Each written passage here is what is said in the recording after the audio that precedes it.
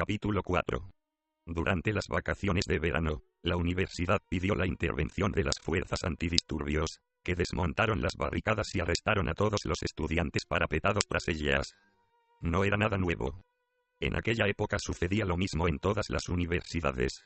Después de todo, la universidad no fue desalojada. Había demasiado capital invertido en ella para que una revuelta de estudiantes pudiera desmantelarla así como así.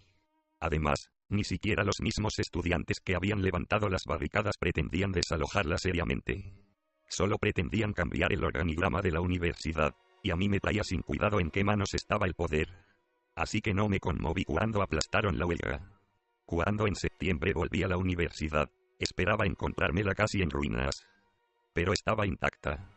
No habían saqueado los libros de la biblioteca, ni habían desvalijado los despachos de los profesores ni habían incendiado el edificio que alojaba la asociación de alumnos.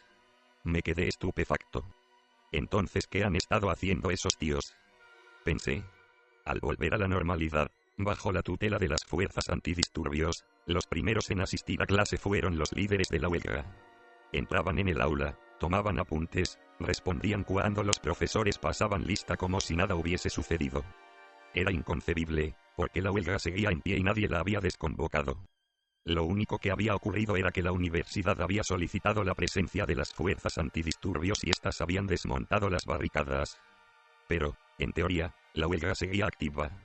Aquellos tipos, al declarar el inicio de la huelga, habían aullado y se habían pavoneado tanto como habían querido, habían insultado a los estudiantes que se oponían o a los que manifestaban sus dudas, linchándolos casi.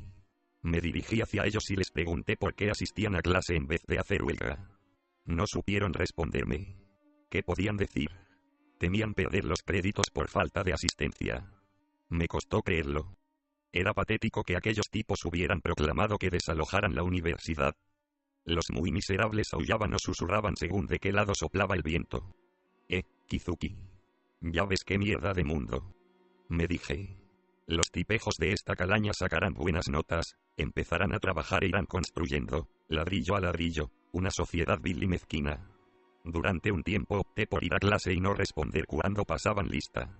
Sabía muy bien que esto me haría un flaco favor, pero, de no haber hecho siquiera este gesto, me hubiera sentido mal. Sin embargo, acabé aislándome todavía más del resto de los estudiantes. Cuando decían mi nombre y yo permanecía en silencio, en el aula flotaba un aire de incomodidad. Nadie me dirigía la palabra y yo no dirigía la palabra a nadie. Durante la segunda semana de septiembre llegué a la conclusión de que la educación universitaria no tenía ningún sentido. Y decidí tomármelo como un periodo de aprendizaje del tedio. No había nada que me apeteciera hacer o que me instara a dejar los estudios y enfrentarme al mundo.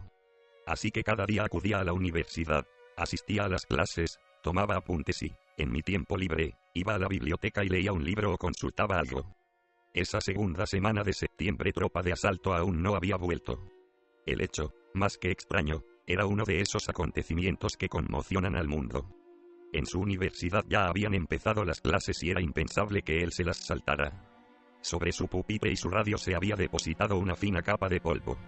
En la estantería, el vaso de plástico y el cepillo de dientes, una lata de té y un spray insecticida permanecían perfectamente alineados.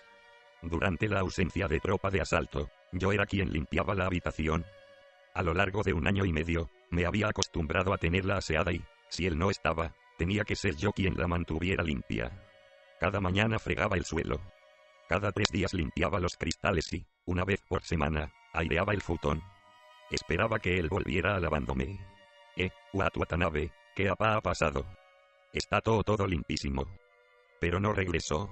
Un día, al volver de la universidad, vi que todas sus cosas habían desaparecido. Habían arrancado de la puerta la placa con su nombre. Solo quedaba la mía. Me dirigí a dirección y le pregunté al director de la residencia qué había ocurrido. Se ha ido, me dijo. Por ahora estarás tú solo en la habitación. El director no me dio ninguna explicación. Lo teníamos por uno de esos manipuladores cuyo máximo placer reside en controlarlo todo dejando a los demás en la inopia. El póster del iceberg permaneció durante un tiempo pegado en la pared, pero acabé sustituyéndolo por uno de Jim Morrison y otro de Miles Davis. De este modo, la habitación me pareció más mía. Me compré un equipo de música sencillo con los ahorros del trabajo de media jornada.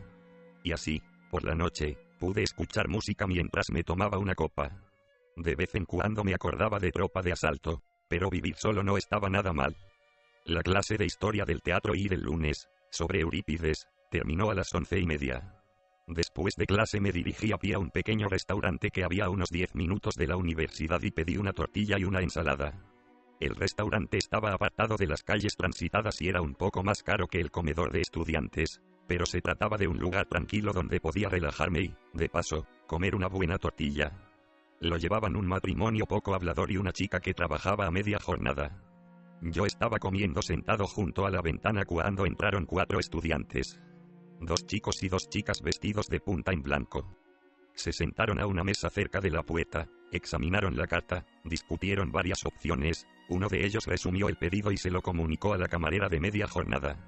En cierto momento, me di cuenta de que una de las chicas me miraba con disimulo. Llevaba el pelo muy corto, unas gafas de sol oscuras y un ceñido vestido blanco de algodón. Su cara no me sonaba, así que seguí comiendo sin darle importancia, pero ella se levantó y se acercó a mí. Apoyó una mano en el extremo de la mesa y dijo mi nombre. «Eres Watanabe». Levanté la cabeza y me quedé mirándola. No recordaba haberla visto jamás. Era una chica muy llamativa y, de habérmela encontrado en alguna parte, la hubiera reconocido de inmediato. Por otra parte, no podía haber mucha gente en la universidad que supiera cómo me llamaba. ¿Puedo sentarme un momento? ¿O esperas a alguien? Todavía sin terminar de entender, le dije que no con la cabeza. No, a nadie. Siéntate. Arrastró una silla, se sentó frente a mí, me clavó los ojos a través de las gafas de sol y después echó un vistazo a mi plato. Tiene buena pinta. Es una tortilla de champiñones con ensalada de guisantes. Oh, dijo ella. La próxima vez comeré eso. Hoy ya he pedido otra cosa. ¿Qué has pedido? Macarrones gratinados. Los macarrones tampoco están mal. Comenté. Por cierto, ¿de qué nos conocemos? No logro acordarme. Eurípides. Dijo ella de manera lacónica. Electra. Los dioses no prestan oído a tu infortunio. Ya sabes, la clase de hace un rato. La miré de arriba abajo. Ella se quitó las gafas de sol. Entonces la reconocí. Era una estudiante de primero que había visto varias veces en historia del teatro y... el cambio de peinado era tan radical que al principio no la reconocí. Vaya. Antes de las vacaciones llevabas el pelo hasta aquí. Señalé unos 10 centímetros por debajo de los hombros. En verano me hice la permanente. Fue horroroso. Me sentaba fatal. Pensé en suicidarme. Era horrible. Parecía un ahogado con un montón de algas enrolladas alrededor de la cabeza. Total, ya que pensaba morirme, en mi desesperación decidí raparme. Así estoy más fresca. Se pasó la mano por su nuevo corte de pelo y después me sonrió. ¿Te favorece? Le dije mientras comía el resto de la tortilla. A ver, mira hacia ese lado. Ella se puso de perfil y permaneció inmóvil unos 5 segundos. Sí. Te sienta muy bien. Tienes la forma de la cabeza bonita. Y las orejas también. A mí también me lo parece, la verdad. Me dije. Venga, rápate. No te sentará tan mal. Pero a los chicos no les gusta. Dicen que parezco un alumno de primaria, que es como si me hubiesen metido en un campo de concentración. Y esas estupideces. ¿Por qué a los hombres os gustan tanto las mujeres con melena? Sois unos fascistas. ¿Por qué pensáis que las chicas con el pelo largo son elegantes, dulces y femeninas? Yo conozco a unas 250 mujeres con el pelo largo que son de lo más vulgar. A mí me gustas más así. Le dije. No mentía. Por lo que recordaba, con el pelo largo era una chica muy normalita.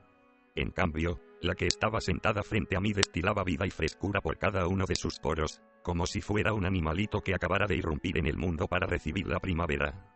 Sus pupilas se movían como si tuvieran vida propia, riendo, enfadándose, asombrándose, conformándose. Hacía mucho tiempo que no veía un rostro tan expresivo, y me quedé unos instantes mirándola impresionado. ¿De veras? Preguntó.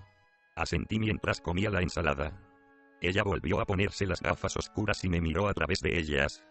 Me estás mintiendo. Intento ser siempre lo más sincero posible. Afirmé. Vaya.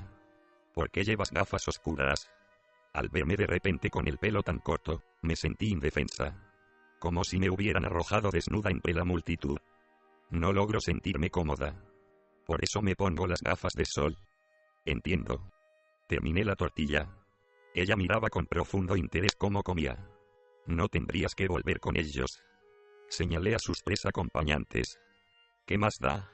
Ya iré cuando traigan la comida. No importa. Pero quizá te estorbo mientras comes. Para nada. Si ya he terminado. Como no hizo ademán de volver a su mesa, pedí una taza de café de postre. La dueña me retiró el plato y, en su lugar, me trajo el azúcar y la leche. ¿Por qué no has respondido hoy cuando han pasado lista? ¿Te llamas Watanabe, no? Toru Watanabe. Sí. ¿Y por qué no has respondido? Hoy no me apetecía responder. Ella volvió a quitarse las gafas, las dejó sobre la mesa y me clavó la mirada con ojos de estar observando a un animal enjaulado. Hoy no me apetecía responder. Repitió. Vaya. Pero si hablas como Humphrey Bogart. Impasible, duro. ¿Qué dices? Yo soy un chico de lo más normal. De los que te encuentras por todas partes. La dueña dejó la taza de café sobre la mesa. Tomé un sorbo sin leche ni azúcar. ¿Lo ves? No te pones leche ni azúcar. No me gustan las cosas dulces. Le expliqué cargándome de paciencia. Me estás confundiendo con alguien. ¿Por qué estás tan bronceado? ¿Por qué me he pasado 2 semanas andando de aquí para allá? Con la mochila y el saco de dormir a la espalda. Por eso estoy tan bronceado. ¿Y a dónde has ido? He recorrido la región que va de Kanazawa a la península de Noto. He llegado hasta Niigata. Solo. Sí. Dije. A trechos, me ha acompañado gente que he conocido por el camino. Y has tenido muchos romances. Conoces inesperadamente a una chica y... ¿Romances? Exclamé sorprendido. Clamé sorprendido. Clamé sorprendido. Decididamente, no das una. A ver, un tío que da vueltas por ahí con un saco de dormir a la espalda, sin afeitar. ¿Dónde y cómo vive un romance?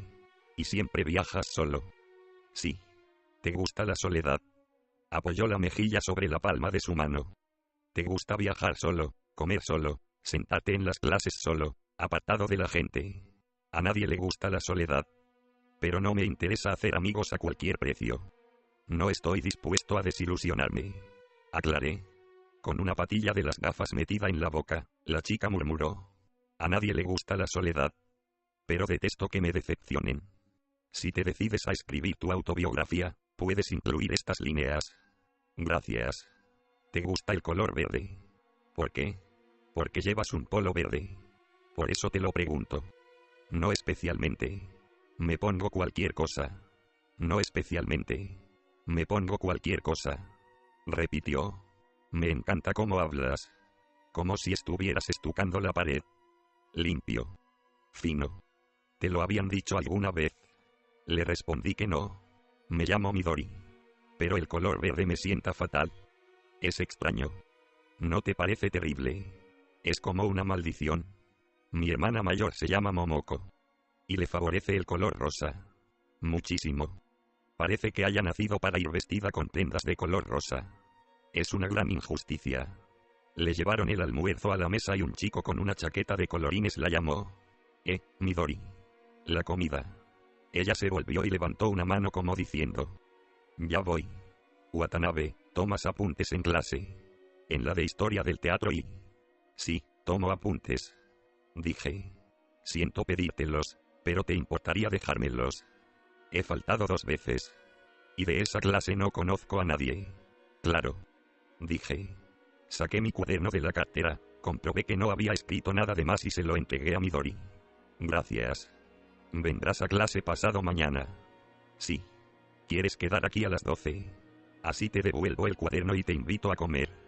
Supongo que no tendrás una indigestión si no comes solo. No seas tonta. Pero no hace falta que me lo agradezcas. Total, solo te presto los apuntes. No es ninguna molestia. A mí me gusta agradecer las cosas. No hay problema, ¿verdad? No te olvidarás. Aunque no lo apuntes en la agenda. No me olvidaré. Nos encontraremos aquí, pasado mañana, a las 12. Volvió a llegar una voz desde su mesa. Midori. Se te está enfriando la comida. Watanabe, hace tiempo que hablas de este modo. Me preguntó Midori ignorando la voz. Creo que sí. Aunque nunca había tenido conciencia de ello. Respondí. En realidad, Aquella era la primera vez que me decían que hablaba de una manera extraña. Ella estuvo rumiando algo durante unos instantes, hasta que al final se levantó esbozando una sonrisa y regresó a su mesa. Cuando pasé por su lado, se volvió hacia mí y levantó la mano. Los otros 3 se limitaron a dirigirme una breve mirada. El miércoles, a las 12, Midori no apareció por el restaurante. Yo pensaba esperarla tomando una cerveza, pero el local empezó a llenarse y no tuve más remedio que encargar la comida y almorzar solo. Terminé a las 12:35. Midori aún no había hecho acto de presencia. Pagué la cuenta y me senté en la escalera de piedra de un pequeño templo que había al otro lado de la calle, donde esperé hasta la 1 mientras, de paso, se me despejaba la cabeza del alcohol. Fue inútil. Volví, resignado, a la universidad y estuve leyendo un libro en la biblioteca. A las 2 fui a clase de alemán. Después de la clase, me dirigí a la asociación de alumnos, consulté la lista de alumnos matriculados y busqué su nombre en la clase de historia del teatro y... solo había una Midori. Una tal Midori Kobayashi. A continuación, al hojear las fichas de los alumnos, encontré la de Midori Kobayashi entre las de los alumnos ingresados en la universidad en el año 1969. Anoté su dirección y número de teléfono. Vivía en una casa del distrito de Toshima. Entré en una cabina telefónica y marqué su número. Librería Kobayashi, dígame, dijo una voz masculina. Librería Kobayashi. Pensé. Perdone, ¿está Midori por favor? Pregunté. Midori ahora no está, respondió mi interlocutor. ¿Ha ido a la universidad? No lo sé. ¿Querrás decir al hospital? ¿Quién llama? Sin decirle mi nombre, le di las gracias y colgué. Al hospital. Se había hecho daño. Estaba enferma. Sin embargo, en la voz del hombre no se apreciaba la menor tensión ante una urgencia de este tipo. Había dicho. ¿Querrás decir al hospital? Como si el hospital formara parte de su vida cotidiana. Como quien dice. Ha ido a la pescadería. Estuve un rato dándole vueltas a la frase, pero acabé hartándome y volví a la residencia. Me eché sobre la cama y acabé de leer Lord Jim, de Joseph Conrad, que me había prestado Nagasawa. Luego fui a su habitación a devolvérselo. Nagasawa se disponía a ir a cenar, así que lo acompañé al comedor y comí con él. Le pregunté cómo le habían ido los exámenes del Ministerio de Asuntos Exteriores. En agosto había tenido lugar la segunda convocatoria de exámenes del nivel superior. Lo normal. Respondió como si nada. Tú vas, haces lo mismo de siempre y apruebas. Debates, entrevistas. Es como ligarse a una chica. No hay ninguna diferencia. O sea, que han sido fáciles. Dije. ¿Cuándo te darán los resultados? A principios de octubre. Si apruebo te invitaré a una buena comida. ¿Y cómo son esos exámenes? Solo se presentan personas como tú. No jodas. La mayoría son unos cretinos. Imbéciles o chalados. De la gente que aspira a burócrata, el 95% es basura. No te miento. Tíos que apenas saben leer.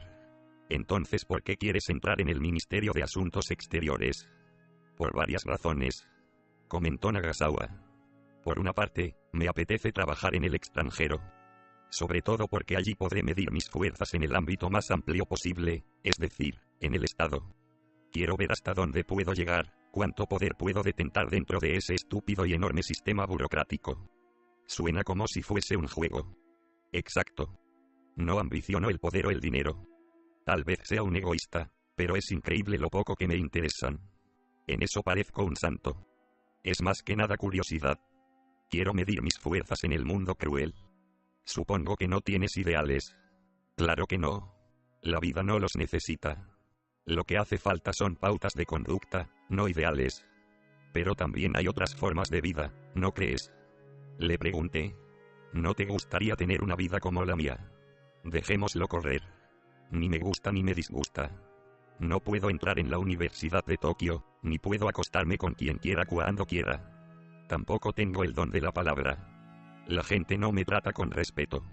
No tengo novia, ni perspectivas de futuro cuando me haya licenciado en literatura por una universidad privada de segunda categoría. ¿Qué puedo decir? Envidias mi vida. No, no la quiero para mí. Añadí. Estoy demasiado acostumbrado a ser yo. Y, a decir verdad, no siento el menor interés por la Universidad de Tokio o por el Ministerio de Asuntos Exteriores. Pero sí te envidio por tener una novia tan maravillosa como Hatsumi. Nagasawa comió en silencio durante un rato. Watanabe, dijo una vez terminó de cenar. Tengo la sensación de que, dentro de 10 o 20 años, volveremos a encontrarnos. Intuyo que estaremos conectados de una u otra manera. Pareces salido de una novela de Dickens. Me reí. Lo que tú digas. Soltó una carcajada. Pero suelo acertar en mis predicciones.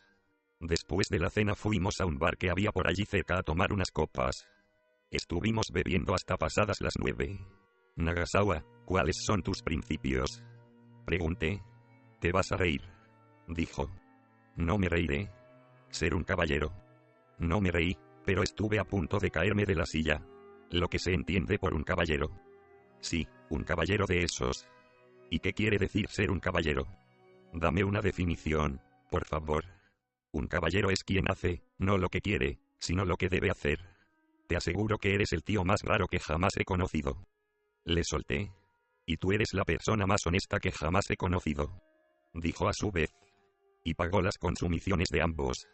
El lunes siguiente, Midori Kobayashi siguió sin aparecer por la clase de historia del teatro y, tras comprobar de una ojeada que no estaba en el aula, me senté como siempre en la primera fila y, mientras el profesor llegaba, empecé a escribirle una carta a Naoko. Le hablé de mi viaje durante las vacaciones de verano. Le hablé de los caminos que había recorrido, de los pueblos por donde había pasado, de la gente que había conocido. Por la noche siempre pensaba en ti. Al dejar de verte, he comprendido cuánto te necesito. La universidad es insoportablemente aburrida, pero asisto a todas las clases y estudiar es una disciplina. Desde que tú no estás, todo me parece insignificante, absurdo. Quiero verte alguna vez y hablar contigo. Si fuera posible, me gustaría ir a visitarte al sanatorio y pasar unas horas contigo. Si fuera posible, me gustaría andar a tu lado como antes. Quizá te moleste, pero respóndeme, por favor, aunque solo sean unas líneas. Cuando terminé de escribir la carta, doblé con cuidado las 4 hojas de papel, las metí en el sobre que tenía preparado y escribí en él la dirección de la casa paterna de Naoko. Poco después llegó el profesor, un hombre de baja estatura y expresión melancólica. Pasó lista y se enjugó el sudor de la frente con un pañuelo. El profesor era cojo y se apoyaba en un bastón metálico al andar. Aunque no podía calificarse de divertida, historia del teatro y era una asignatura interesante a la que valía la pena asistir. Tras el comentario sigue haciendo calor, ¿no creen? El profesor empezó a hablar de la función del Deus ex machina en el teatro de Eurípides. Nos explicó la diferencia entre los dioses en las obras de Eurípides y en las de Esquilo y Sófocles. Al cabo de unos 10 minutos se abrió la puerta y entró Midori. Vestía una camisa deportiva azul marino y unos pantalones de algodón color crema, y llevaba gafas oscuras como la vez anterior. Se sentó a mi lado después de dirigir una sonrisa al profesor como diciendo: «Siento llegar tarde». Y sacó un cuaderno de su bolso, que me entregó. En él había escrita una nota. «Perdón por lo del miércoles. ¿Estás enfadado?» A media clase, cuando el profesor estaba dibujando en la pizarra el escenario del teatro griego, volvió a abrirse la puerta y entraron 2 estudiantes con casco. Parecían una pareja de Manzai. Uno era alto y pálido de tez. El otro, bajito, con la cara redondeada y la piel morena, y llevaba una barba que no le sentaba bien. El alto llevaba octavillas en los brazos. El bajo se dirigió al profesor, le pidió su consentimiento para dedicar la segunda mitad de la clase al debate político. Dijo que el mundo actual estaba lleno de problemas mucho más graves que la tragedia griega. No fue una petición sino un anuncio. Yo no creo que el mundo actual esté lleno de problemas mucho más graves que la tragedia griega, pero nada de lo que diga servirá para convenceros, así que haced lo que queráis, claudicó el profesor. Y, agarrándose al borde de la mesa, apoyó los pies en el suelo, tomó el bastón y salió del aula cojeando. La aula cojeando. La aula cojeando. La aula cojeando. Mientras el chico alto repartía los panfletos, el de la cara redonda se subió a la tarima y nos soltó un discurso. Las octavillas estaban escritas con el estilo simplista característico. Comilla doble: hundamos las elecciones fraudulentas al rectorado. Unamos nuestras fuerzas en una nueva huelga general en la universidad. Demos un golpe decisivo a la conjunción poder industrial más poder académico igual imperialismo japonés. La teoría era magnífica, nada podía reprochársele al contenido, pero el texto carecía de poder de convicción. No inspiraba confianza ni movía los corazones. Otro tanto sucedía con el discurso del chico de la cara redonda. La misma canción de siempre. La melodía era idéntica, Solo diferían algunas comas. El auténtico enemigo de estos tíos no es el poder estatal, es la falta de imaginación, pensé. Vámonos. Me susurró Midori. Asentí y nos levantamos. Al salir del aula, el chico de la cara redonda me abordó, pero no entendí sus palabras. Midori le dirigió un comilla doble hasta luego. Y le dijo adiós con la mano. ¿Crees que tú y yo somos unos contrarrevolucionarios? Me preguntó Midori una vez fuera del aula. Si triunfa la revolución, nos colgarán de un poste de la electricidad, el uno al lado del otro. Antes de que me cuelguen, me gustaría comer. Comenté. Es verdad. Me apetece llevarte a un sitio, pero está lejos. ¿Tienes tiempo? Tengo tiempo hasta la clase de las 2. Subimos al autobús y fuimos hasta Yotsuya. El lugar a donde Midori quería llevarme era una tienda de bento que estaba detrás de la estación de Yotsuya. Cuando nos sentamos a la mesa, nos trajeron una caja cuadrada, lacada en rojo, con el almuerzo del día y un bol con la sopa. Había valido la pena ir en autobús hasta allí. ¡Qué bueno!, exclamé. Sí. Y además está bien de precio. Vengo a comer aquí de vez en cuando desde que iba al instituto. Mi escuela estaba muy cerca de aquí. Había unas normas muy estrictas y nosotras veníamos a comer a escondidas. Era la clásica escuela donde te expulsan temporalmente solo por escaparte a comer fuera. Al quitarse las gafas de sol, me pareció que Midori tenía los ojos más somnolientos que la vez anterior. Jugueteaba con un brazalete de plata que llevaba en la muñeca izquierda o se rascaba el rabillo del ojo con la yema del dedo meñique. ¿Tienes sueño?, le pregunté. Un poco. No duermo bien, dijo. Entre una cosa y otra, no tengo tiempo.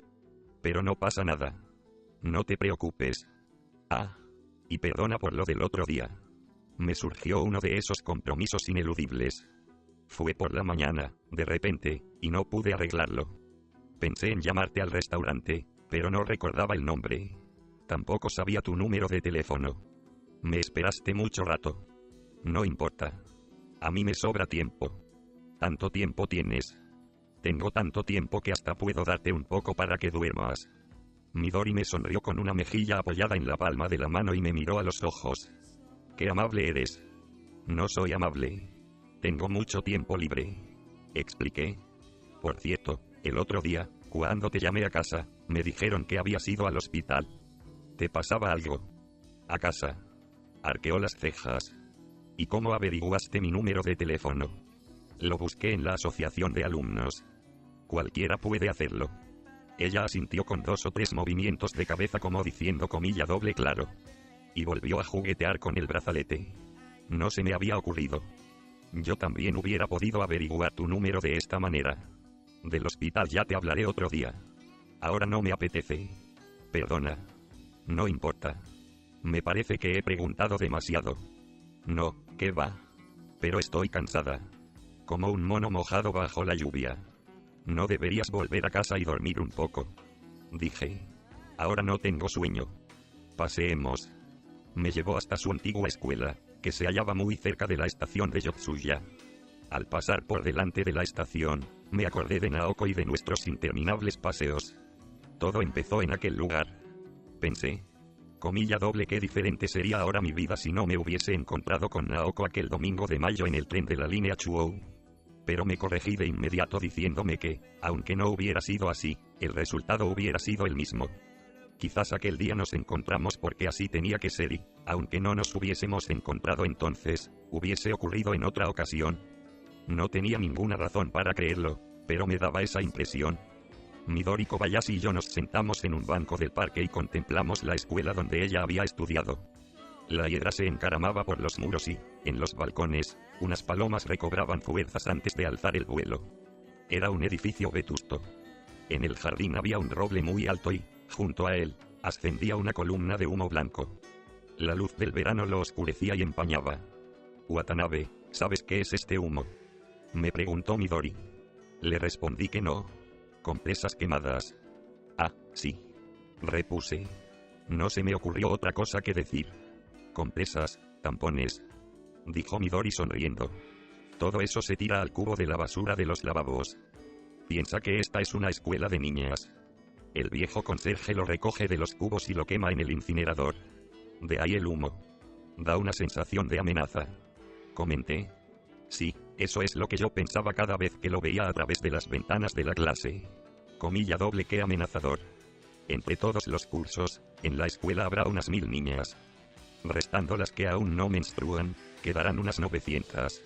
De estas, una de cada 5 tiene la regla a la vez, lo que representa unas 180 niñas. Es decir que, en un día, se tiran al cubo de la basura las compresas usadas por esas 180 niñas. No sé cuánto será exactamente. Una cantidad considerable. Las compresas de 180 chicas. ¿Qué debe de sentirse al ir recogiendo y quemando todo eso? No tengo ni idea. Dije. ¿Cómo iba a saberlo yo?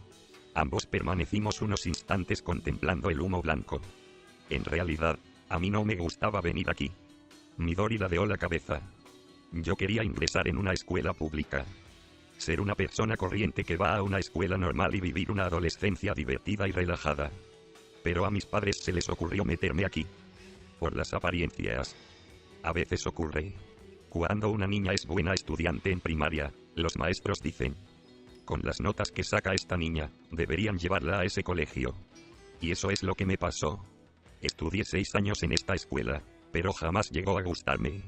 Venía a clase con una única idea en la cabeza: salir de aquí cuanto antes. Incluso recibí el premio de puntualidad y asistencia. Pese a lo mucho que detestaba la escuela. ¿Y sabes por qué? No. Porque la odiaba a muerte. Por eso no falté un solo día. No quería que la escuela me venciese. Con que me hubiera derrotado una vez, hubiese sido el fin. Tenía miedo de que, si me vencía una vez, empezaría a deslizarme pendiente abajo. He ido a la escuela a rastras, con 39 grados de temperatura, y al preguntarme el profesor: Kobayashi, ¿te encuentras mal?, mentía diciendo que estaba bien. Así me dieron el premio de puntualidad y asistencia, junto con un diccionario de francés. Por eso en la universidad elegí estudiar alemán. Porque no quería deberle nada a este colegio. No es broma. ¿Y por qué lo odiabas tanto? A ti te gustaba el tuyo. Yo fui a una escuela pública de lo más normal. Jamás me lo planteé. En este colegio se reúne la élite, dijo Midori. Aquí se juntan casi 1000 niñas de buena familia. De buena familia y que, encima, sacan buenas notas. Todas eran niñas ricas. Hay que serlo. La matrícula es cara, hay muchas contribuciones, en los viajes de estudios se alojan en hoteles de lujo de Kioto y toman manjares selectos en bandejas lacadas, y una vez al año dan, en el comedor del Hotel Okura, clase de modales en la mesa. Vamos, que no es una escuela normal. ¿Sabes qué? De las 160 alumnas del curso, yo era la única que vivía en Toshima. Una vez miré la lista de alumnas matriculadas. Me preguntaba dónde vivían. Increíble. En Chiyodaku Sanbanchou, Minato Kumoto Azabu, Outakuden en Choufu, Setagayaku Seihou. Todas en sitios así. Solo había una que vivía en Chibaken. Intenté hacerme amiga suya. Era una buena chica. Me dijo: comilla doble, ¿quieres venir a mi casa? Está lejos. Me sabe mal, respondí, pero no me importaba y fui. Me quedé atónita. ¿Qué casa? Tardabas 15 minutos en dar la vuelta al recinto. Un jardín increíble con 2 perros enormes comiendo pedazos de carne de ternera. Con todo, aquella niña se sentía acomplejada por vivir en Chiba. Era una niña a la que, cuando se le hacía tarde, la llevaban a la escuela en Mercedes. Con chofer. Un chofer con gorra y guantes blancos, como salido de Green Hornet. Sin embargo, esta niña se avergonzaba de sí misma. ¿Puedes creerlo? Sacudí la cabeza. Miré las listas de toda la escuela, pero yo era la única que vivía en Toshimaku-kita Utsuka. Por si fuera poco, en la columna donde se especificaba la profesión de los padres, ponía: propietarios de una librería. Gracias a eso, yo, a las de mi clase, les parecía un ejemplar de lo más exótico.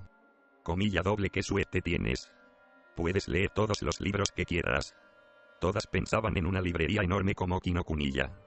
Esa era la única imagen que les venía a la cabeza al oír la palabra librería. Pero la librería Kobayashi es patética. Pobre. La puerta se abre con un sonido de campanillas y, ante tus ojos, se extiende un gran despliegue de revistas. Las de venta segura son las revistas femeninas, esas que tienen un suplemento sobre nuevas técnicas sexuales con ilustraciones de 48 posturas. Las amas de casa del vecindario las compran, devoran sus páginas sentadas a la mesa de la cocina mientras esperan que lleguen sus maridos para ponerlas en práctica. Hay cada cosa. No sé en qué deben de estar pensando en la vida estas mujeres. Las revistas manga también se venden bien. Magazine, Sondai, Jump. Y, por supuesto, las revistas del corazón. En fin, casi todos son revistas. También tenemos algún libro de bolsillo, pero ninguno que valga la pena. Novelas de misterio, libros viejos, novelitas. Eso es lo único que la gente compra. Y manuales. Cómo jugar al Go, cómo cuidar un bonsái, discursos de boda. Todo lo que debes saber sobre la vida sexual, cómo dejar de fumar, etc. Ah. Además vendemos artículos de papelería. Al lado de la caja registradora hay apilados cuadernos, bolígrafos y lápices. Nada más que eso. No encontrarás Guerra y Paz, ni Seiteki Ningen ni tampoco El Guardián entre el centeno. Así es la librería Kobayashi. ¿Qué podían envidiar de ella? A ti te da envidia. La estoy viendo. La estoy viendo. La estoy viendo. Los vecinos vienen a comprar desde siempre. Hacemos repartos a domicilio. Toda la vida hemos tenido muchos clientes y la librería nos ha dado de comer a los 4. No tenemos deudas. Las 2 hijas hemos podido ir a la universidad. Pero no da para más. En casa no hay dinero para caprichos. Por eso jamás debieron llevarme a esa escuela. Eso únicamente nos hizo desgraciados. Cada vez que había un gasto extra, mis padres rezonaban. Cuando salía con mis amigas del colegio e íbamos a tomar algo a un sitio caro, yo temía que no me alcanzase el dinero. Una manera miserable de vivir. ¿Tu familia es rica? No. Somos una familia trabajadora, ni rica ni pobre. Supongo que mis padres hacen un esfuerzo por enviar a su hijo a una universidad privada de Tokio, pero, como solo me tienen a mí, no es tan grave. No me mandan mucho dinero, así que trabajo a media jornada. Somos una familia de lo más normal. Tenemos un pequeño jardín, un Toyota Corolla. ¿Y de qué trabajas? Trabajo 3 noches por semana en una tienda de discos de Shinjuku. Es un trabajo sencillo. Tengo que vigilar la tienda. Vaya, dijo Midori. Yo pensaba que nunca habías tenido problemas de dinero. No sé por qué. Por la pinta, supongo. De hecho, nunca he pasado estrecheces. Pero no me sobra el dinero. Como a la mayoría de la gente. En mi escuela la mayoría de la gente era rica. Posó las manos sobre su regazo con las palmas vueltas hacia arriba. Ese era el problema. A partir de ahora te hartarás de ver mundos distintos. ¿Cuál crees que es la mayor ventaja de ser rico? No lo sé. Poder decir que no tienes dinero. Por ejemplo, yo iba y le proponía hacer algo a una compañera de clase. Entonces ella me decía: no puedo. No tengo dinero. Yo, en cambio, hubiera sido incapaz de decir lo mismo. Si yo decía no tengo dinero, era porque no lo tenía. Patético. Igual que una chica guapa puede decir: hoy me veo tan horrorosa que no me apetece salir. Eso mismo, en boca de una chica fea, da risa. Este fue mi mundo durante 6 años, hasta el año pasado. Ya lo olvidarás. Dije. Quiero olvidarlo pronto. Cuando entré en la universidad, me quité un peso de encima. Ver a gente normal por todas partes. Durante un momento curvó los labios en una sonrisa y se acarició el pelo con la palma de la mano. ¿Trabajas? Le pregunté. Sí. Escribo las leyendas de los mapas. Cuando compras un mapa, te dan un folleto con información sobre las ciudades, la población, los lugares. ¿Qué rutas turísticas hay? ¿Qué leyendas? ¿Qué pájaros? ¿Qué flores? Pues yo escribo los textos. Es muy sencillo. Los hago en un santiamén. Voy a la biblioteca de Hibiya, consulto varios libros y en un día escribo un folleto. Y si descubres el truco, te dan tanto trabajo como quieras. ¿Qué truco? Escribir lo que otra persona no pondría. Así el encargado de la empresa que edita los mapas piensa: comilla doble, esta chica escribe muy bien. Los tengo impresionados. Y me dan mucho trabajo. No hace falta que escriba nada del otro mundo. Basta con redactar algo decente. Por ejemplo, al construir una presa, una aldea quedó sumergida bajo las aguas, pero las aves migratorias aún la recuerdan y, al llegar la estación, podrán ver los pájaros sobrevolando el embalse. Les encanta este tipo de anécdotas. Son visuales, emotivas. A los chicos que trabajan a tiempo parcial no se les ocurren estas cosas. Ganó bastante dinero con los textos. Sí, pero tienes que buscar todas esas anécdotas y no debe de ser fácil. Tienes razón, dijo Midori ladeando la cabeza. Pero si las buscas, las encuentras.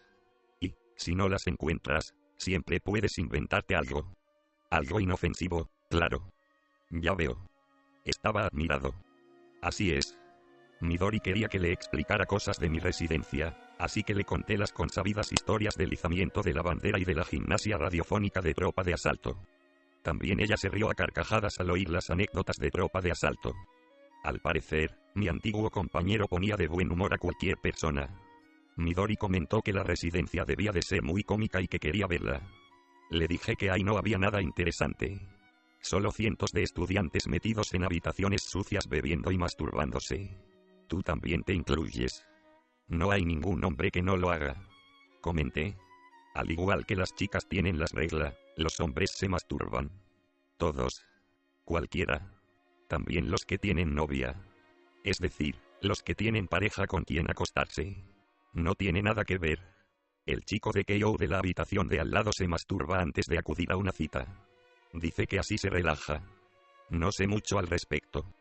He estudiado siempre en una escuela de niñas. Eso no lo explican en los suplementos de las revistas femeninas, ¿verdad? Claro que no. Midori se rió. Por cierto, Watanabe, tienes algo que hacer este domingo. ¿Estás libre? Lo estoy todos los domingos. Pero a las 6 de la tarde tengo que ir a trabajar. ¿Por qué no vienes a mi casa? A la librería Kobayashi. Aunque la tienda está cerrada, hago guardia hasta el anochecer. Espero una llamada importante. ¿Te apetece comer en mi casa? Cocinaré para ti. Sí. Gracias. Midori rasgó una hoja del cuaderno y me dibujó un detallado mapa. Luego sacó un bolígrafo rojo y trazó una enorme X en el lugar donde se hallaba su casa. La encontrarás aunque no quieras. Hay un gran letrero que dice Librería Kobayashi. Podrás venir a las 12. Tendré la comida preparada. Le di las gracias y me metí el mapa en el bolsillo. Le dije que debía volver a la universidad porque a las 2 tenía clase de alemán. Midori tenía que ir a un sitio y tomó el tren en Yotsuya. El domingo me levanté a las 9 de la mañana, me afeité, hice la colada y tendí la ropa en la azotea. Hacía un día espléndido. Se percibían los primeros efluvios del otoño. Un enjambre de libélulas rojas revoloteaba en el patio y los niños del barrio las perseguían con un cazamariposas en la mano. No hacía ni pizca de viento y la bandera colgaba, lacia, del asta. Me puse una camisa bien planchada, salí del dormitorio y me dirigí a pie a la estación del tranvía. El domingo por la mañana no se veía un alma por aquel barrio de estudiantes, desierto y con la mayoría de tiendas cerradas. Los ruidos de la ciudad resonaban con una claridad inusitada. Una chica que calzaba unos zuecos cruzó la calle con un repiqueteo de madera sobre el asfalto. Junto a la cochera del tranvía unos 4 o 5 niños tiraban piedras a unas latas vacías alineadas. Había una floristería abierta donde compré unos narcisos. Era un poco extraño comprar narcisos en otoño, pero a mí siempre me han gustado los narcisos. Aquel domingo por la mañana solo había 3 ancianas en el tranvía. Cuando subí, las 3 me miraron de arriba abajo y luego miraron las flores que llevaba en la mano. Una de las ancianas me sonrió. Le devolví la sonrisa. Me senté en el último asiento, contemplé los viejos edificios que iban sucediéndose, uno tras otro, a ras de la ventanilla. El tranvía casi rozaba los edificios al pasar. En el tendedero de una casa vi 10 macetas de tomates y, a su lado, un gato negro y grande dormitando al sol. Más allá, un niño hacía pompas de jabón. Se oía una canción de Ayumi Ishida. Incluso podía olerse el curry. El tranvía se abría paso entre la intimidad de las callejuelas. A lo largo del trayecto, subieron algunos pasajeros, pero las 3 ancianas continuaron absortas en su conversación, incansables, con las cabezas muy juntas. Me apeé cerca de la estación de Otsuka y, siguiendo el plano que Midori me había dibujado, caminé por una avenida poco concurrida. Los comercios situados a ambos lados no parecían muy prósperos y los interiores se adivinaban oscuros. Los letreros estaban medio borrados. A juzgar por la antigüedad y el estilo de los edificios, aquella zona no había sido bombardeada durante la guerra. Y la hilera de casas había quedado tal como estaba. Por supuesto, algunas casas habían sido reconstruidas, otras, ampliadas o restauradas, pero esas eran precisamente las que más ruinosas se veían. La atmósfera del barrio hacía suponer que la mayoría de la gente, harta de la contaminación, del ruido y de los alquileres altos, se había mudado a los suburbios, y que solo quedaban los apartamentos baratos, las viviendas cedidas por la compañía, las tiendas de difícil traslado y algunas personas tercas que se aferraban al lugar donde habían vivido siempre. El humo de los tubos de escape de los coches lo cubría todo de una pátina de suciedad, como si fuera una bruma. Cuando, tras andar unos 10 minutos, giré en una gasolinera, encontré una pequeña calle comercial y, justo en el medio, vi un letrero que decía Librería Kobayashi. Ciertamente, no era una tienda grande, pero tampoco tan pequeña como se desprendía del relato de Midori. Era la típica librería de barrio. Se parecía mucho a la librería a la que yo, de pequeño, corría a comprar mis tebeos el día en que salían a la venta. De pie frente a ella, sentí nostalgia. En cualquier barrio había una librería como aquella. La tienda tenía la puerta metálica bajada donde se leía el rótulo. Semanario Bunsun. Todos los jueves a la venta. Faltaban 15 minutos para las 12. Dado que no me apetecía matar el tiempo andando por la calle con los narcisos en la mano, pulsé el timbre que estaba al lado de la puerta metálica, retrocedí 2 o 3 pasos y esperé. 15 segundos después, aún no me habían respondido. Estaba dudando si volver a llamar al timbre cuando, sobre mi cabeza, una ventana se abrió con estrépito. Alcé la mirada y vi que Midori se asomaba secándose las manos. Sube la puerta y entra. Me gritó. Llegué pronto. ¿Te importa? Le grité en respuesta. En absoluto. Sube al primer piso. Ahora no puedo dejar lo que estoy haciendo. Y cerró la ventana. Levanté 1 metro la puerta haciendo un ruido espantoso, me escurrí hacia el interior y volví a bajarla. La tienda estaba oscura como boca de lobo. Tropecé con un paquete de revistas para devolver depositado en el suelo y a punto estuve de caer, pero, al final, logré cruzar la librería. Me quité los zapatos a tientas y subí. El interior de la casa estaba sumido en la penumbra. En la entrada había un sencillo recibidor con un tresillo. La estancia no era muy amplia y, por la ventana, entraba una luz mortecina que recordaba una película polaca antigua.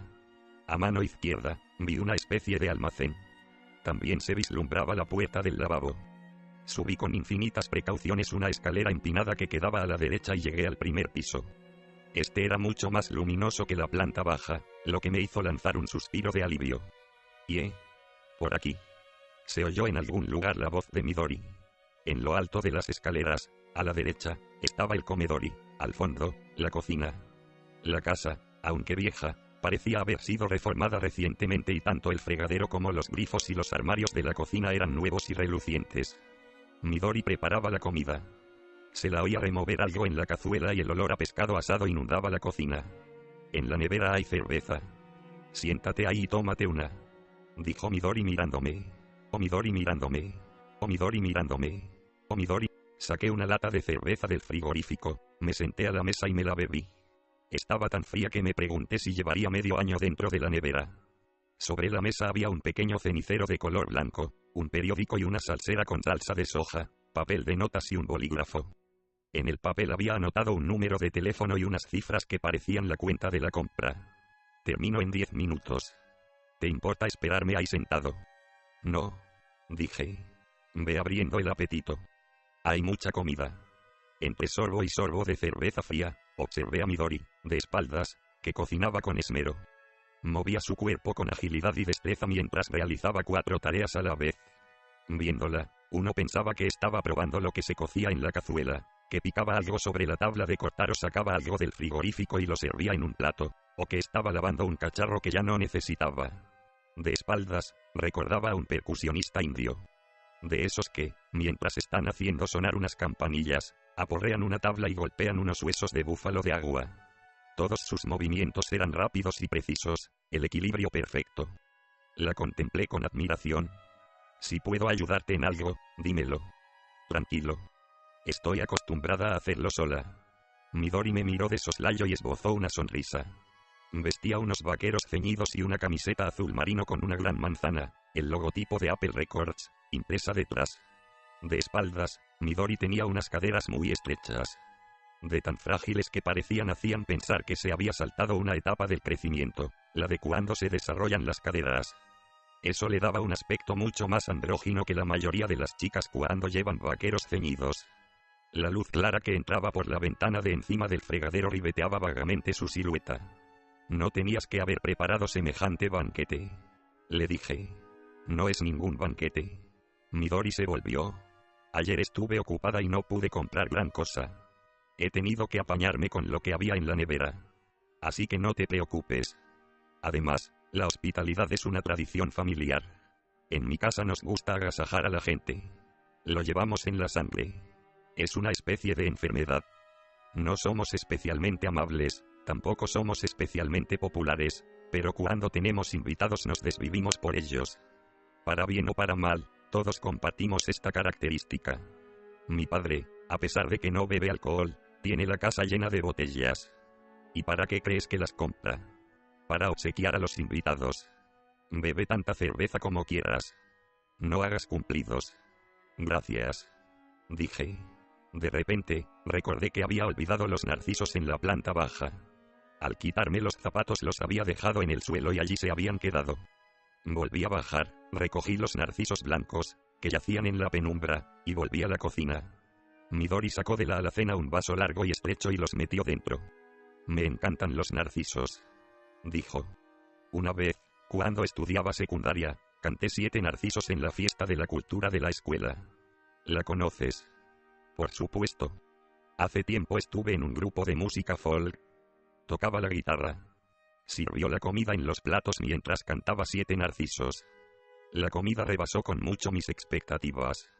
Caballa a la vinagreta, una gruesa tortilla japonesa, sawara macerada, berenjena cocida, sopa de hierbas acuáticas, arroz con setas, rábano cortado fino curado en salmuera y abundantes semillas de sésamo esparcidas por encima.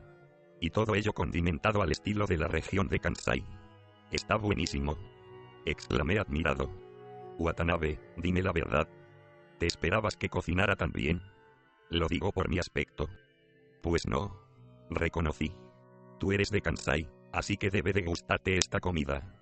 Lo has hecho con un sabor más ligero por mí». «No, hombre, no. Vaya trabajo. Yo siempre cocino así». «Ah. Entonces tu padre o tu madre son de Kansai». «No, mi padre es de aquí, de toda la vida, y mi madre procede de Fukushima. No tengo familia en Kansai. Todos son de Tokio o del norte de Kanto». «No lo entiendo». «Entonces, ¿por qué cocinas al estilo de Kansai? ¿Te ha enseñado alguien?» «Es un poco largo de explicar», dijo mientras comía la tortilla. «Mi madre odiaba las tareas domésticas. Apenas cocinaba. Además, ya sabes que tenemos una tienda. Así que, hoy estoy ocupada, haré traer comida hecha. O bien, con que compremos unas croquetas en la carnicería». Y eso un día tras otro. De niña, yo lo odiaba a muerte. No podía soportarlo. Ella hacía curry para 3 días y siempre comíamos lo mismo. Un día, cuando estaba en tercero de secundaria, decidí que yo misma cocinaría, y lo haría bien. Fui a la librería Kinokuniya de Shinjuku, me compré el libro más grande y bonito que encontré y me lo aprendí de cabo a rabo. Cómo elegir una tabla de cortar, cómo afilar un cuchillo, cómo abrir el pescado, cómo rallar bonito seco, todo. Y como el autor del libro era de Kansai, aprendí a cocinar al estilo de Kansai. «Todo eso lo aprendiste de un libro». Me sorprendí. Gastaba mis ahorros en comida. Así eduqué mi paladar. Tengo mucha intuición. Mi punto débil es el pensamiento lógico. Es increíble que hayas llegado a cocinar tan bien sin que nadie te haya enseñado. Fue muy duro, ¿no creas?» Midori lanzó un suspiro. «Para empezar, mi familia no entendía de cocina ni le interesaba lo más mínimo. Cuando quería comprar un cuchillo o una cazuela, me decían: «Pero si nos basta con los que tenemos». No es broma. Cuando les explicaba que con un cuchillo de hoja tan endeble no podía abrir el pescado, me venían con que no hacía falta que hiciera tal cosa. En fin. Ahorraba del dinero que tenía para mis gastos e iba comprando cuchillos de cocina, cazuelas y coladores. Una chica de 15 o 16 años que va ahorrando céntimo a céntimo para comprar asperones, cuchillos, sartenes para hacer tempura. Mientras, mis amigas, que tenían mucho dinero para sus gastos, se compraban vestidos preciosos y zapatos. «No te doy pena», asentí al tiempo que sorbía la sopa. En primero de bachillerato me encapriché de un cacharro para hacer tortillas. Esta especie de sartén larga y estrecha que estás viendo. Me la compré con el dinero que tenía reservado para un sujetador nuevo. Fue horrible. Tuve que pasarme 3 meses con un solo sujetador. Por la noche lo lavaba y lo secaba como podía, y por la mañana me lo ponía y salía a la calle. Si no se secaba bien era una tragedia. No hay nada más triste en el mundo que ponerte un sujetador húmedo. Al recordarlo se me saltan las lágrimas. Y todo por una sartén para hacer tortillas. Vaya, dije, riéndome. Por eso, cuando murió mi madre, me sabe mal decirlo por ella, pero me sentí aliviada. Pude emplear a mi antojo el dinero para los gastos de la casa y comprar lo que quisiera. Así que ahora tengo una colección muy completa de utensilios de cocina. Mi padre no se imagina en qué gasto el dinero. ¿Cuándo murió tu madre? Hace 2 años. Matizó concisa. De cáncer. Un tumor cerebral. Estuvo ingresada 1 año y medio y sufrió tanto que enloqueció y tenía que estar todo el día drogada. A pesar de ello, no se moría. Al final, murió. Para ella, la muerte fue una especie de eutanasia. ¡Qué muerte más terrible! El enfermo sufre y sus allegados lo pasan fatal. Con la enfermedad de mamá, en casa nos quedamos sin dinero. Le ponían inyecciones a 20 yenes la unidad, una tras otra, teníamos que estar siempre con ella. Y yo también quedé muy mal parada. Puesto que la cuidaba, no podía estudiar y no entré en la universidad. Encima, para más INRI. Iba a añadir algo pero cambió de idea, dejó los palillos y suspiró. ¡Qué conversación tan deprimente! ¿A qué ha venido a hablar de cosas tan tristes? A raíz de lo del sujetador. Dije. Fíjate en la tortilla. Y cómetela con plena conciencia de lo mucho que vale. Puso una expresión seria. Al terminar mi parte, me sentí lleno a rebosar. Midori no había comido tanto como yo. Cocinando ya te llenas, me dijo. Después de comer quitó los platos, pasó un trapo por la superficie de la mesa, trajo un paquete de Marlboro, se llevó un cigarrillo a los labios y le prendió fuego con una cerilla. Luego tomó el vaso donde estaban los narcisos y se quedó mirándolos. Me gustan más así, dijo. Es mejor que no los meta en un jarrón. Así parece que acabes de recogerlos en la orilla del agua y que, de momento, los hayas puesto en un vaso. Acabo de cogerlos en el estanque de la estación de Otsuka. Informé. Midori soltó una risita. Eres único. Cuando bromeas pones cara de estar hablando en serio. Con la mejilla apoyada en la palma de la mano, Midori se fumó medio cigarrillo, que después apagó aplastándolo contra el cenicero. A renglón seguido, se frotó los ojos como si le hubiese entrado humo dentro. Siendo una chica, tendrías que apagar el cigarrillo de una forma más elegante. La regañé. Pareces una leñadora. No debes machacarlo así. Tienes que ir apagándolo poco a poco, por los lados, dándole la vuelta. Así no te quedará la colilla despanzurrada. No seas tan bruta. Y bajo ningún concepto debes sacar el humo por la nariz. Además, las chicas refinadas, cuando comen a solas con un hombre, no van contando que han estado 3 meses llevando el mismo sujetador. Verás. Soy una leñadora. Midori se hurgó la aleta de la nariz. Nunca he logrado ser una chica refinada. A veces lo intento medio en broma, pero nunca se me pega. ¿Hay algo más que quieras decirme? Que las chicas no fuman Marlboro. Tanto da. Todos saben igual de mal. Dijo. Hizo girar la cajetilla roja en su mano. Empecé a fumar el mes pasado. En realidad, no me apetecía. Pero se me ocurrió que estaría bien probarlo. ¿Por qué? Midori juntó las palmas de sus manos sobre la mesa y reflexionó un momento. ¿Y por qué no? Tú no fumas. Lo dejé en junio. ¿Y por qué lo dejaste? Porque era muy pesado. Quedarme sin tabaco a medianoche era un tormento. Por eso lo dejé. No me gusta depender tanto de las cosas. Estoy segura de que eres de esas personas que se lo piensan todo muy bien. No sé. Tal vez. Quizá por eso no le gusto demasiado a la gente. Eso te pasa porque da la impresión de que no te importa no gustar a los demás. Y hay gente que no lo soporta. Musitó ella con la mejilla apoyada en la palma de la mano. Pero a mí me gusta hablar contigo. Hablas de una manera tan rara. No me gusta depender tanto de las cosas. La ayudé a lavar los platos. De pie, a su lado, iba secando con un trapo los cacharros que ella fregaba y los iba apilando al lado del fregadero. Por cierto, ¿dónde está tu familia? Pregunté. Mi madre, en la tumba. Murió hace 2 años. Eso ya me lo has dicho antes. Y mi hermana mayor ha salido con su prometido. Supongo que habrán ido a algún sitio en coche. Él trabaja en una empresa de automóviles y le encantan los coches. A mí no mucho, si te soy sincera. Midori siguió lavando platos en silencio. Yo también enmudecí y seguí secando cacharros. Queda mi padre. Prosiguió poco después. Sí. Mi padre se fue a Uruguay en junio del año pasado y todavía no ha vuelto. ¿A Uruguay? Pregunté sorprendido. Un té sorprendido. Un té sorprendido. Un tesor. Quería irse a vivir allí. Es una locura, pero resulta que un compañero suyo del ejército tiene una granja en Uruguay. Un día, sin más, mi padre nos informó de que se iba a Uruguay, que allí tenía un futuro. Subió al avión y se marchó. Nosotros intentamos disuadirle como pudimos diciéndole que allí no se le había perdido nada, que no hablaba el idioma, que a duras penas había salido de Tokio en toda su vida. Pero fue inútil. Cuando perdió a mamá recibió un duro golpe. Y se le aflojó un tornillo. De tanto como quería a mi madre. Me quedé mirándola boquiabierto sin saber qué añadir. ¿Sabes lo que nos dijo a mi hermana y a mí cuando murió mi madre? Lo siguiente. Comilla doble, qué rabia me da. Hubiera preferido 1000 veces que os murierais vosotras antes que perder a vuestra madre. Nosotras nos quedamos pasmadas. Estas palabras no pueden justificarse bajo ningún concepto. Puedo entender la amargura, la soledad, el desconsuelo que sentía al haber perdido a su querida compañera. Y lo compadezco.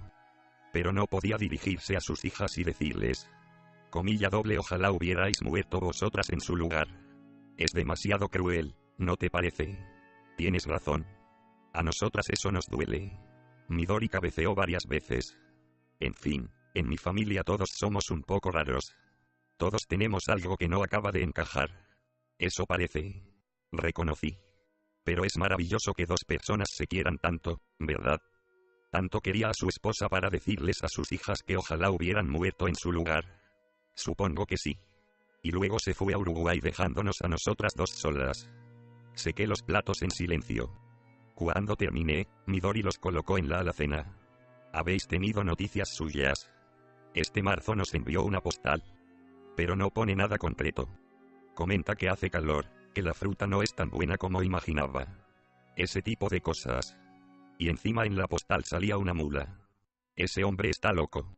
Ni siquiera dice si ha encontrado a aquel amigo o conocido del ejército. Hacia el final, parece que se centra y promete que nos llamará para que nos reunamos con él, pero desde entonces no hemos tenido noticias suyas. Por más que le escribimos, no responde. ¿Y tú qué harás si tu padre te pide que te vayas con él a Uruguay? Ir. Puede ser interesante, ¿no crees? Mi hermana dice que no va ni muerta. A ella le horrorizan las cosas dejadas, los lugares sucios. Tan sucio es Uruguay. Mi hermana cree que los caminos están llenos de estiércol con montones de moscas revoloteando por encima, que no hay agua en las cisternas de los váteres y que hay lagartos y escorpiones pululando por todas partes. Debe de haberlo visto en alguna película. Odia los bichos. A ella lo que le gusta es subir en coches bonitos y pasearse por Sounan. Ah, sí. ¿Qué tiene de malo Uruguay? A mí no me importaría ir. ¿Quién lleva ahora la tienda? Mi hermana, a regañadientes. Un tío mío que vive aquí cerca nos ayuda todos los días y se encarga del reparto. Yo también colaboro cuando puedo. Además, una librería no da tanto trabajo, así que vamos tirando. Cuando no podamos llevarla, bastará con cerrar y venderla.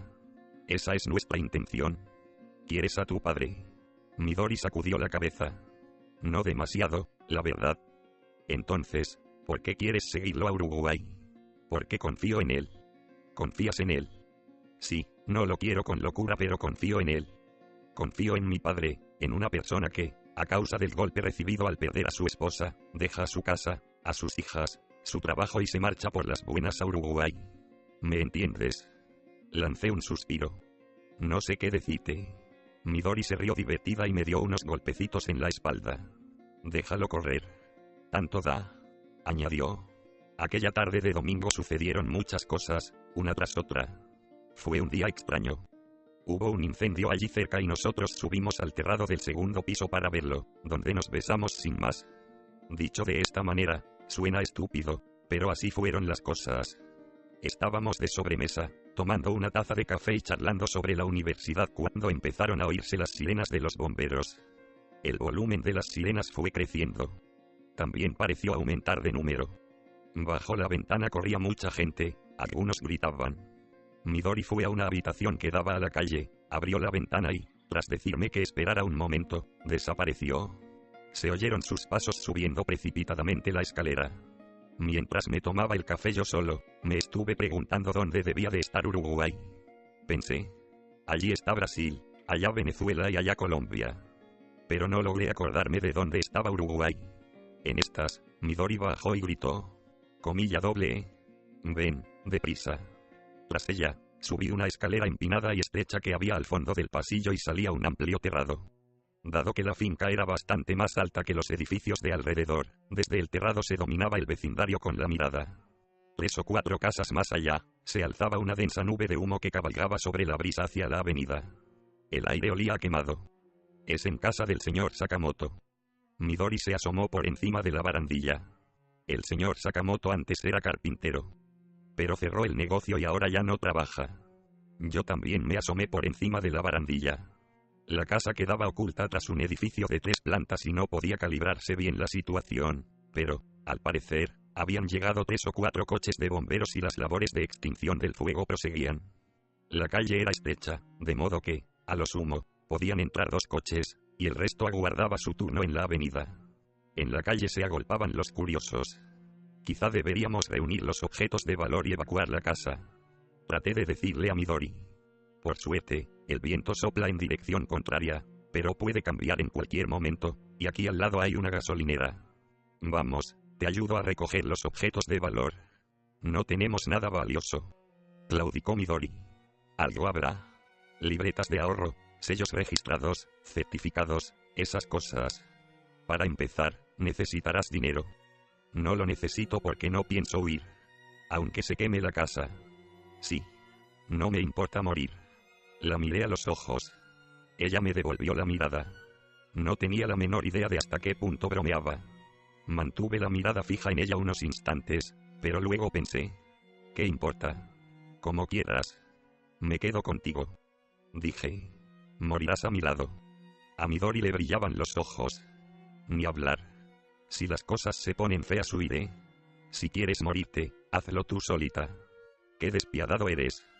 No voy a morir contigo solo porque me has invitado a comer.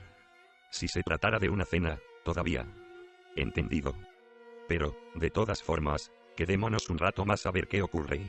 Podemos cantar canciones. Y si las cosas se ponen feas, ya decidiremos qué hacemos. Cantar. Midori subió al terrado 2 cojines, 4 latas de cerveza y una guitarra. Y bebimos cerveza contemplando la densa columna de humo. La chica cantó acompañándose de la guitarra. Le pregunté si los vecinos se enfadarían, porque contemplar desde el terrado cómo se quema el barrio bebiendo y cantando no me parecía una actitud encomiable. No te preocupes. A nosotras no nos importa el qué dirán. Cantó las canciones folk que había tocado tiempo atrás. Por más buena intención que le pusiera, no puedo decir que Midori tocara o cantara bien, pero parecía disfrutar haciéndolo. Lo cantó todo de principio a fin. Lemon Tree, Puff el dragón mágico, 500 miles, We have all the flowers gone. Michael, Row the Boat Ashore. La acompañé tarareando los tonos bajos que ella me indicó, pero lo hacía tan mal que pronto desistí, y ella siguió cantando sola, a su aire. Entre sorbo y sorbo de cerveza, yo la escuchaba, muy atento a la evolución del incendio. Vi repetidas veces que la humareda se espesaba de repente para remitir a continuación. La gente gritaba y daba órdenes. Un helicóptero de un periódico sobrevoló la escena con un fuerte batir de aspas, tomó unas fotografías y se alejó. Recé porque no saliéramos en ninguna. Un policía gritaba por el megáfono a la multitud que retrocediera. Los niños llamaban a sus madres entre sollozos. Se oyó el estrépito de cristales rotos.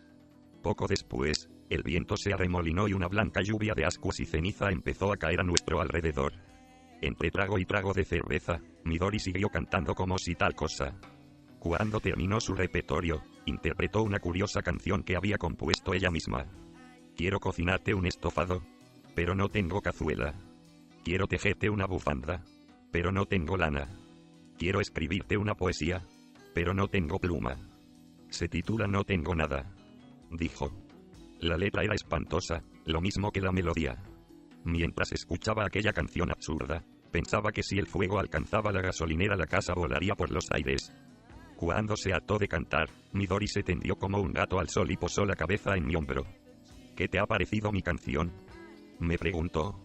Es única y original y refleja fielmente tu personalidad. Respondí con cautela. Gracias. Dijo ella. No tengo nada, ese es el lema. Sí, ya me lo ha parecido. Asentí. Cuando murió mi madre, Midori se volvió hacia mí. No sentí la menor tristeza. Ah, no. Y ahora que mi padre se ha ido, tampoco. Ah, no. ¿Te parece inhumano? Supongo que tendrás tus razones. Pues sí, varias. Reconoció Midori. Todo ha sido muy complicado en casa. Pero yo siempre he pensado que, tratándose de mis padres, al morirse o al separarnos yo debía sentirme triste. Sin embargo, no siento nada. Ni tristeza, ni soledad, ni amargura. Apenas pienso en ellos. A veces sueño con ellos, eso sí. Mi madre me mira fijamente desde las tinieblas y me hace reproches. Comilla doble, tú te alegras de que esté muerta. Me dice. No me alegra que mi madre haya muerto, pero tampoco estoy muy triste. No derramé una sola lágrima. Aunque, cuando de pequeña se murió el garito, me pasé toda la noche llorando. Comilla doble, ¿por qué sale tanto humo? Me decía. Aunque no se veía fuego, no parecía que el incendio se hubiera extendido, porque emanaba esa imponente columna de humo. Comilla doble, ¿cuánto tiempo seguirá ardiendo? Me pregunté. No es solo culpa mía. Me refiero a que yo sea tan poco afectuosa. Y lo reconozco. Pero si mi padre y mi madre, si ellos me hubiesen querido un poco más, yo, por mi parte, ahora sentiría de otra forma. Y estaría mucho, pero que mucho más triste. ¿Crees que no te quisieron demasiado? Ella volvió la cabeza y me miró fijamente. Hizo un gesto afirmativo. Yo diría que entre un no lo suficiente y un nada de nada. Siempre estuve hambrienta. Aunque solo hubiera sido una vez, hubiera querido recibir amor a raudales. Hasta hartarme. Hasta poder decir. Ya basta. Estoy llena. No puedo más. Me hubiera conformado con una vez. Pero ellos jamás me dieron cariño. Si me acercaba con ganas de mimos, mis padres me apartaban de un empujón. Esto cuesta dinero, decían. Únicamente sabían quejarse. Siempre igual. Así que pensé lo siguiente. Conoceré a alguien que me quiera con toda su alma los 365 días del año. Estaba en quinto o sexto curso de primaria cuando lo decidí. ¡Qué fuerte!, exclamé admirado. Y lo has conseguido. Y lo has conseguido. Y lo has conseguido. Y lo has conseguido. No es tan fácil como creía. Reconoció Midori. Reflexionó un momento contemplando el humo. Quizás sea por haber esperado tanto tiempo, pero ahora busco la perfección. Por eso es tan difícil. Un amor perfecto. No, hombre. No pido tanto. Lo que quiero es simple egoísmo.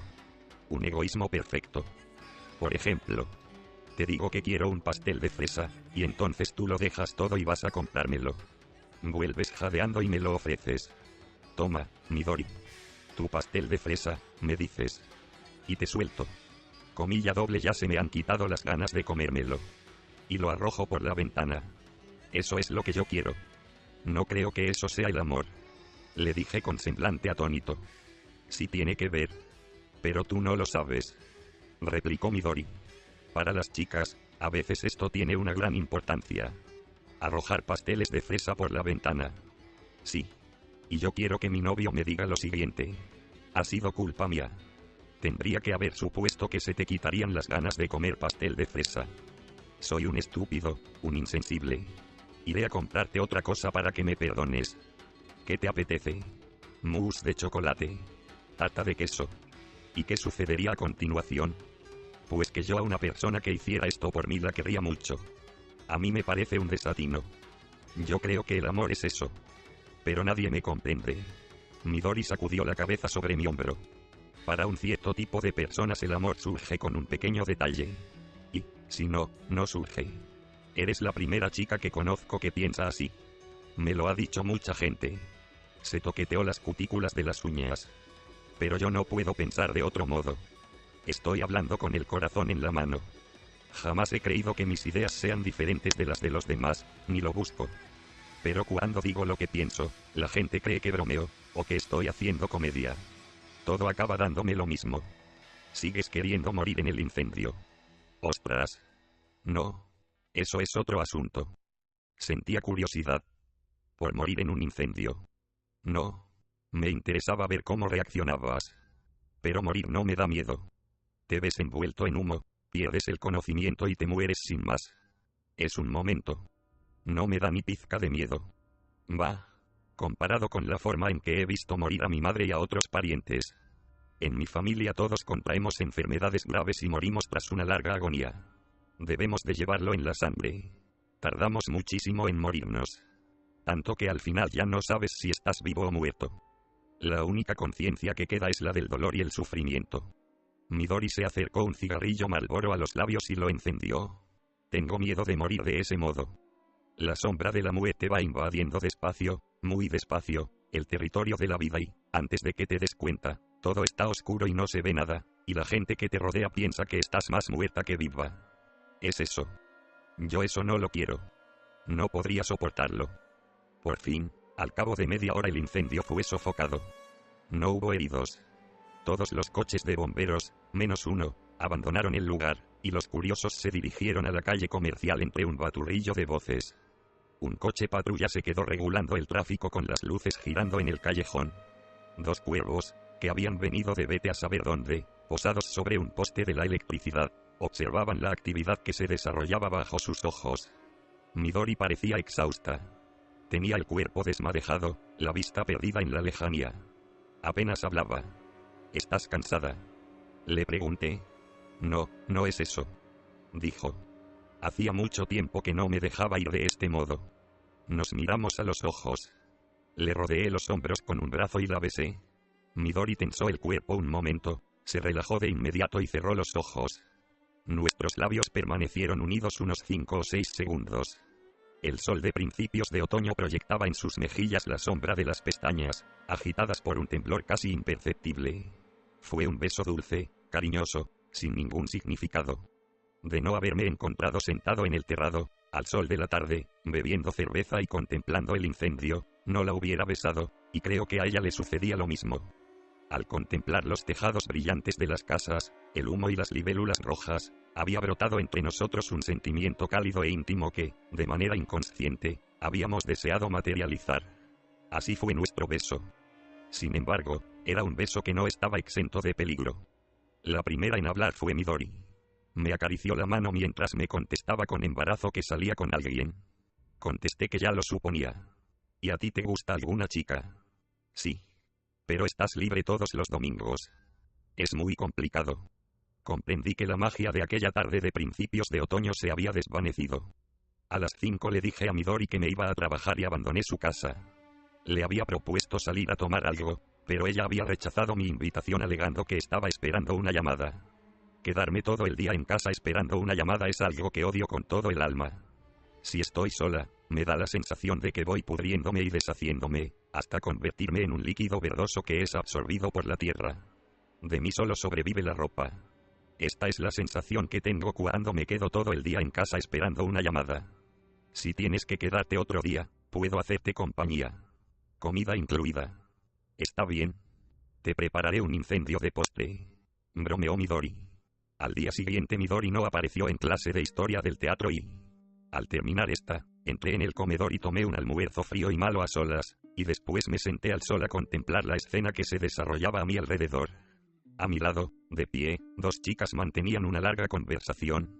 Una de ellas abrazaba contra su pecho una raqueta de tenis con tanto amor como si fuera un bebé. La otra llevaba varios libros y un LP de Leonard Bernstein. Ambas eran hermosas y parecían disfrutar enormemente de su charla. Desde el club de estudiantes, llegaba una voz haciendo escalas en tonos graves.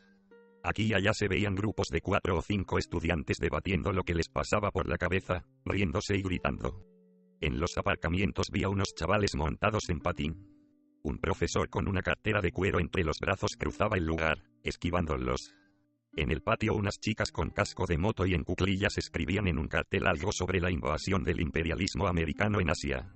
Aquella era una típica escena de universidad durante el descanso del mediodía. Pero ese día, al contemplarla por primera vez después de tanto tiempo, me di cuenta de un hecho. Cada cual a su manera, todos parecían felices. Lo eran en realidad. En cualquier caso, aquel plácido mediodía de finales de septiembre, la gente se veía contenta y eso me hizo sentir aún más solo que de costumbre. Porque yo era el único que no pertenecía a ese cuadro.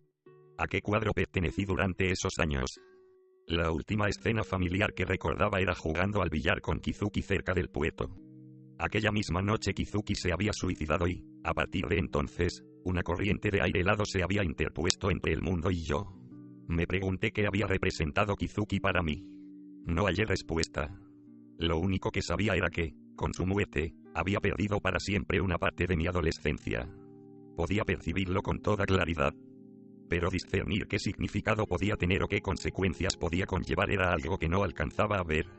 Permanecí largo tiempo allí sentado observando cómo la gente iba y venía por el campus. Pensé que quizás encontraría a Midori, a quien no vi aquel día. Cuando acabó el descanso del mediodía, me fui a la biblioteca a preparar la clase de alemán. Esa tarde de sábado Nagasawa vino a mi cuarto y me dijo que había conseguido pases de pernoctación, que si me apetecía salir con él por la noche. Acepté. Toda la semana había estado aturdido y me apetecía acostarme con una chica, fuera quien fuese. Al atardecer me tomé un baño, me afeité y me puse una chaqueta de algodón encima del polo. Cené con Nagasawa en el comedor y subimos al autobús en dirección a Shinjuku. Nos apeamos en la animada zona de Shinjuku Sanchoumei. Tras vagar un rato por allí, entramos en el bar de siempre y esperamos a que se acercaran unas chicas que nos gustaran. Aquel local se distinguía porque lo frecuentaban grupos de chicas solas, aunque esa noche no apareció ninguna. Estuvimos allí unas 2 horas bebiendo whiskies con soda para permanecer sobrios. 2 chicas con cara de simpáticas se sentaron en la barra y pidieron un gimlet y un margarita. Raudo y veloz, Nagasawa se les acercó, pero ellas ya habían quedado con otros. A pesar de ello, estuvimos un rato hablando con ellas distendidamente, hasta que llegaron sus chicos y nos abandonaron. Nagasawa me propuso probar suerte en otro sitio y me llevó a un pequeño bar apartado de las calles principales, donde la mayoría de los clientes ya estaban borrachos y armando alboroto. En la mesa del rincón había 3 chicas sentadas. Nos encaminamos hacia ellas y nos pusimos a hablar los 5. La atmósfera era agradable. Todos estábamos de muy buen humor. Pero cuando les propusimos ir a tomar la última copa, ellas dijeron que tenían que marcharse porque les cerraban el portal. Las 3 vivían en una residencia femenina. Volvimos a cambiar de local, pero no resultó. Por una u otra razón, aquella noche no tuvimos éxito con las chicas. A las 11:30 Nagasawa reconoció que no había habido suerte. Me sabe mal haberte arrastrado de aquí para allá, dijo. No importa. Lo he pasado bien viendo que tú también tienes días malos. 1 al año, no creas. Bromeó Nagasawa. A decir verdad, a mí ya me daba igual el sexo. Tras haber estado vagando 3 horas y media, un sábado por la noche, por aquella ruidosa parte de Shinjuku, observando aquella energía fruto del deseo sexual y del alcohol, mi propio deseo había llegado a parecerme mezquino e insignificante. ¿Qué harás ahora?, me preguntó. Iré a ver una película en sesión golfa. Hace tiempo que no piso un cine. Entonces yo me voy a casa de Hatsumi. ¿Te importa? ¿Por qué tendría que importarme?, le dije riéndome. Si quieres, puedo presentarte a alguna chica para pasar la noche en su casa.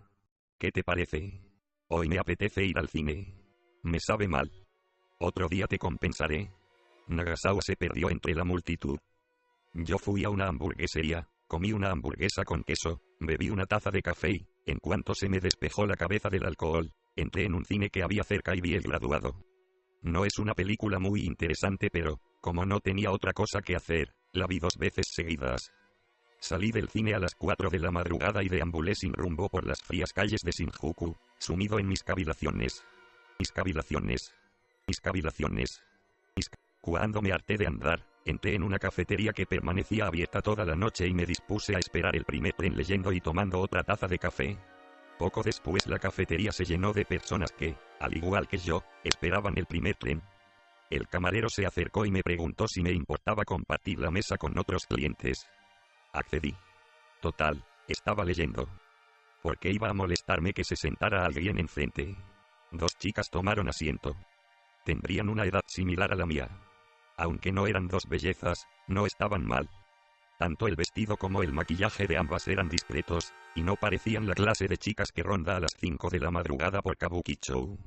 Pensé que algo debía de haberles sucedido para que hubieran perdido el último tren. Ellas suspiraron aliviadas al verme.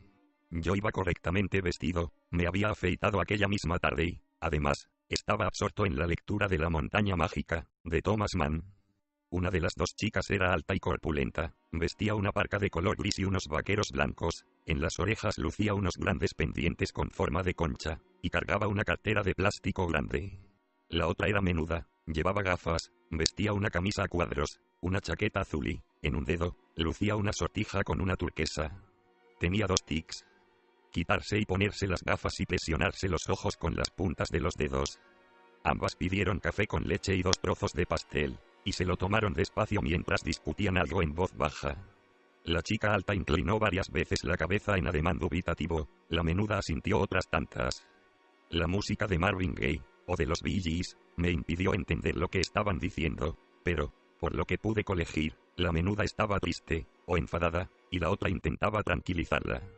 Yo leía el libro y las observaba, alternativamente. Cuando la chica menuda, bolso al hombro, se dirigió a los servicios, la otra me abordó. Yo dejé el libro y la miré. Disculpa. ¿Conoces algún bar por aquí cerca donde podamos tomar una copa? A las 5 de la madrugada. Le pregunté sorprendido. Sí. A las 5:20 de la mañana, la gente está tratando de que se le pase la borrachera o bien deseando llegar a casa. Lo sé, dijo ella avergonzada. Pero a mi amiga le apetece tomar una copa.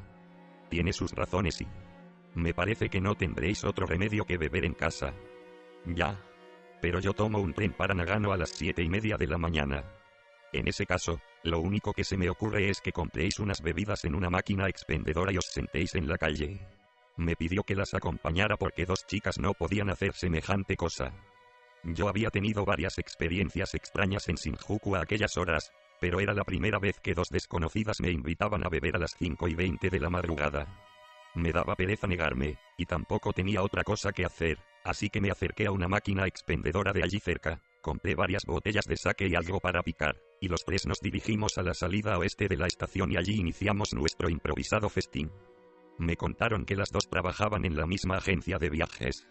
Ambas se habían licenciado y habían empezado a trabajar aquel mismo año. La menuda tenía novio desde hacía un año y se llevaban bien, pero acababa de saber que él se acostaba con otra chica y estaba muy deprimida. Esta era, en líneas generales, la historia. La amiga tenía que estar el sábado por la tarde en la casa de sus padres, en Nagano, para asistir, el domingo, a la boda de su hermano mayor, pero había decidido quedarse con su amiga en Shinjuku e ir a Nagano en el primer expreso de la mañana del domingo. ¿Y cómo te has enterado de que se acostaba con otra chica? Le pregunté a la menuda. Ella, entre sorbo y sorbo de sake, arrancaba los hierbajos del suelo. Abrí la puerta de su habitación y los vi con mis propios ojos. Nadie tuvo que decírmelo. ¿Cuándo ocurrió eso? Anteayer por la noche. Y la puerta no estaba cerrada con llave. Dije. No. ¿Por qué no la cerraron? Me pregunté en voz alta. ¿Y yo qué sé? ¿Cómo voy a saberlo? Debió de ser un golpe terrible. ¿Cómo debió de sentirse la pobre? Me comentó, bien intencionada, la amiga. Yo que tú lo hablaría con él. En definitiva, se trata de decidir si lo perdonas. Le aconsejé. Nadie sabe cómo me siento. Se quejó la chica, arrancando hierbajos sin tregua. Una bandada de cuervos se acercó por el oeste y sobrevoló los grandes almacenes Odakiyu. Ya era de día. En estas se acercó la hora en que la alta debía de subir al tren, así que le ofrecimos el resto del sake a un vagabundo que había en el subterráneo de la salida oeste de la estación de Shinjuku, compramos los billetes y la despedimos. Cuando el tren se perdió de vista, la menuda y yo, sin mediar invitación, entramos en un hotel. Ni a ella ni a mí nos apetecía demasiado acostarnos juntos, pero era la única manera de ponerle un punto final a aquello. Tras cruzar el umbral de la habitación, me desnudé y entré en la bañera. Sumergido en el agua, bebí cerveza como si pretendiera ahogar las penas. Ella también se metió dentro de la bañera y, tendidos en el agua, tomamos cerveza en silencio. Por más que bebiéramos, el alcohol no se nos subía a la cabeza, y no teníamos sueño. Su piel era blanca y suave, y sus piernas, bonitas. Contestó con un gruñido a mi cumplido. Sin embargo, una vez en la cama pareció transformarse en otra persona. Sensible a mis caricias, se retorcía, gritaba. Cuando la penetré, me clavó las uñas en la espalda y, al acercarse el orgasmo, pronunció 16 veces el nombre de otro hombre. Lo sé porque las estuve contando para retrasar la eyaculación. Nos quedamos dormidos. Al despertarme a las 12:30 de la mañana, ella ya no estaba. No había ninguna carta, ningún mensaje.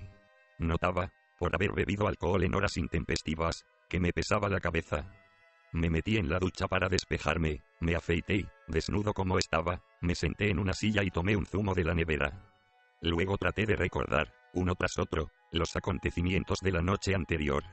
Todos me parecían extrañamente irreales, como si, entre los hechos y yo mismo, se interpusieran 2 o 3 hojas de cristal. Pero no había duda de que me había sucedido a mí.